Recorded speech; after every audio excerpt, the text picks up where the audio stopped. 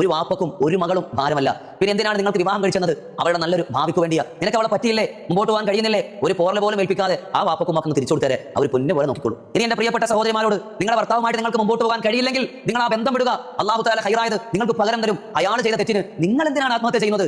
നിങ്ങളെ ഇഷ്ടപ്പെടുന്ന, സ്നേഹിക്കുന്ന നിങ്ങളുടെ മാതാപിതാക്കൾ, കൂടപ്പുറപ്പുകൾ, പ്രിയപ്പെട്ടവരല്ലേ, നിങ്ങൾ അവരിലേക്ക് മടങ്ങി വരൂ. നിങ്ങൾ മരിച്ചുകൊണ്ട് അയാൾക്ക് എന്താണ് നഷ്ടം? നിങ്ങൾക്കും നിങ്ങളുടെ കുടുംബത്തിനല്ലേ നഷ്ടം? ഇനിയെങ്കിലും എന്റെ പെങ്ങന്മാർ ഒന്ന് വിവേകത്തോടു കൂടി ചിന്തിക്കാൻ പഠിക്കൂ. സങ്കടമുണ്ടാകും, അതൊക്കെ തരണം ചെയ്യൽ തന്നെയാണ് ജീവിതം. ഇനി പെൺമക്കളുടെ മാതാപിതാക്കൾ എനിക്ക് പറയാനുള്ളത്, നിങ്ങളുടെ മക്കൾ സുരക്ഷിതമല്ലെങ്കിൽ, അവർക്ക് എന്തെങ്കിലും വിഷമോ വേദന ഉണ്ടെങ്കിൽ, അവരുടെ ഭാഗത്ത് തെറ്റില്ലെങ്കിൽ നിങ്ങൾ അവരോടൊപ്പം നിൽക്കുക, സമാധാനിപ്പിക്കുക.